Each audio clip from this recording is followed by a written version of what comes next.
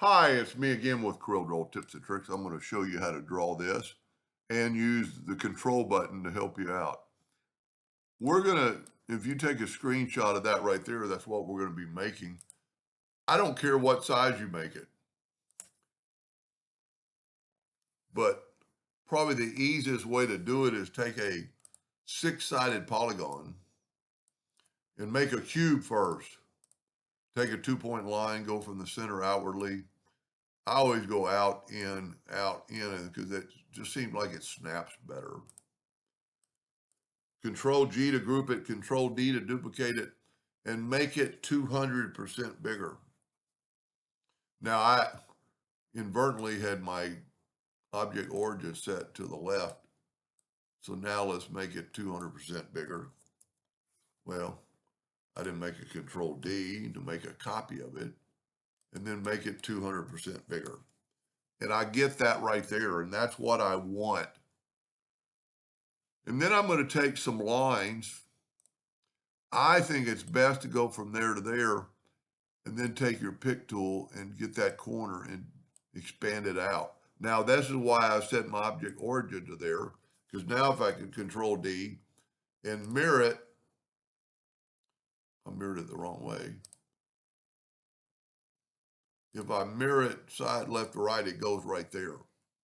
Now, if you look in the drawing right here, we need some other lines. So I'm going to take another 2-point line and go from there to there. And the reason I'm doing that, because this way, no matter what I do, it's going to go along that line. Take another 2-point line and go from there to there. See, I could go out here, but I don't have any stopping point like right there. So I'm going to go until these cross. I'm going to take away my virtual segment delete key, and I am going to fill that in. I'm going to use that green again, but then I'm going to nudge it down. Whoop. And then I'm going to Control D and make a duplicate and mirror it the other way. My object origin is still from that side, and it puts it like that. Now I'm actually going to nudge them down again. I didn't have my nudge factor set far enough. Now I'm going to turn these into green. And that's why I always like to nudge just one time. Let me move this out of the way. And let's go left click, right click and get that box. So that's what if you have your screenshot capabilities, take a screenshot of that. Control G to group, Control D to duplicate. Double click on the X and move it to here. Make sure it snaps on the node. Rotate it 120 degrees. Look at that. Kind of hard to imagine that it does that. You know what? I'm a little bit long, but that doesn't look half bad. I made a mistake. I should have come. Let's just do another one. Go from there to there, and then take your 2-point line and extend it out. Now let's make a copy of that. Let's actually, you know what? I'm going to change my nudge factor to like 5 inches, and I'm going to nudge it over. And then I'm going to Control D and mirror it. And then I can take my cube. See how much easier it is just to do it once. Left click, right click. So I made a little faux pas. I Control D, so I'm going to hit delete. I'm going to Control G, Control D, and then double click on the rotation and move it to there.